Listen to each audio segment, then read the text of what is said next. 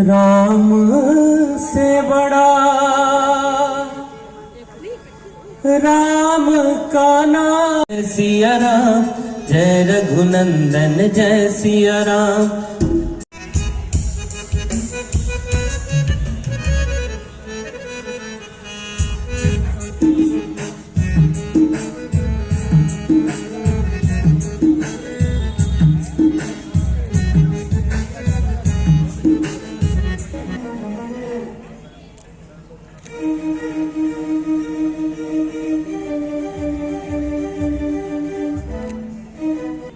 हम दिव्य ज्योति जागृति संस्थान की ओर से आप सभी प्रभु भक्तों का हार्दिक अभिनंदन व हार्दिक स्वागत करते हैं।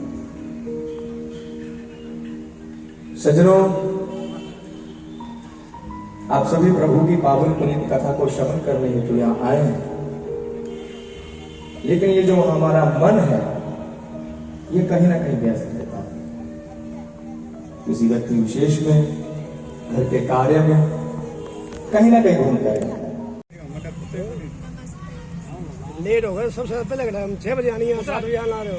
7 बजे टाइम दियो, 6:45। मेरा परिचय दिव्य ज्योति जागृति संस्थान से है। मैं परम वंदनीय परम श्रद्धेय गुरुदेव श्री आशुतोष महाराज जी की शिष्या हूँ और यहाँ पर इस क्षेत्र में हम श्री राम कथा का आयोजन किया हुआ था हमने, और उसी के उपलक्ष्य में हम यहाँ उपस्थित हुए हैं कथा करने के लिए। मेरी सेवा है कथा बांटने की।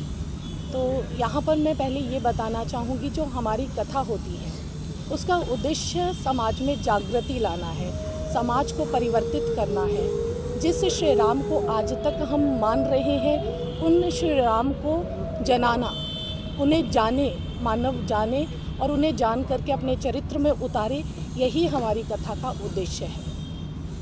और अब 3 दिन बीत चुके हैं कथा के, आज चतुर्थ दिवस है। आज भक्त केवट के प्रसंग को प्रस्तुत किया जाएगा और भक्ति को कैसे प्राप्त करना है, इन विचारों को संगत के सम्मुख प्रस्तुत किया जाएगा। ये कथा का प्रचार प्रसार आप कब से कर रहे हैं? अब तो कितना दिन? कथा का प्रचार प्रसार करते हुए लगभग मुझे 10-12 साल हो चुके हैं, और केवल हम ही नहीं, असंख्य ऐसे गुरु महाराज जी के शिष्य व शिष्याएं हैं जो पूरे विश्व के अंदर धर्म का प्रचार प्रसार कर रहे हैं, कथाएं कर रहे हैं, सत्संग समागम होते हैं, बहुत सारे हमारे सामाजिक और आध्यात्मिक कार्यक्रम प्रसारित किए जाते हैं। ये कार्यक्रम आगे भी ऐसे ही चलते रहेंगे? बिल्कुल इसी प्रकार चलते रहेंगे, क्योंकि देखिए हमारे समाज को इनकी बहुत ज़्यादा ज़रूरत है। समाज के अंदर जब तक जागृति नहीं आती तब तक हमारे समाज का जो कल्याण है वो नहीं हो सकता, जो समाज है वो उत्थान की ओर नहीं बढ़ सकता। आम समाज को आप क्या संदेश देना चाहते हैं? युवाओं के अंदर यहाँ नशे की प्रवृत्ति ज़्यादा है। जी जी, उसके प्रति आप क्या संदेश देंगे? जी, अगर हम नशे की बात करें तो नशा ना केवल युवाओं के अंदर, बल्कि मैं कहूँगी हर वर्ग के व्यक्ति के अंदर है। कोई ना कोई व्यक्ति किसी ना किसी नशे के साथ जुड़ा हुआ है, चाहे वह युवावस्था में है, चाहे प्रौढ़ावस्था में है, सभी किसी ना किसी नशे के साथ जुड़े हुए हैं। और जो नशा है वो हमें अंदर से खोखला कर देता है। और परम वंदनीय परम श्रद्धेय गुरुदेव श्री आशुतोष महाराज जी का ये लक्ष्य है, समाज को नशा मुक्त करना। क्योंकि जो युवा है, अभी आपने युवा की बात की, जो युवा है वो हमारे समाज की रीढ़ की हड्डी है। और आप सभी जानते हैं एक शरीर रीढ़ की हड्डी के बल पर ही खड़ा होता है, और अगर रीढ़ की हड्डी खराब हो जाए तो फिर उसका स्वस्थ रहना, उसका खड़ा होना उस शरीर का संभव नहीं है। इसी प्रकार से ये यूथ है, अगर यूथ नशे में इस प्रकार अपनी ज़िंदगी को बर्बाद करेगा तो समाज उत्थान को, उत्कर्ष को प्राप्त नहीं कर पाएगा।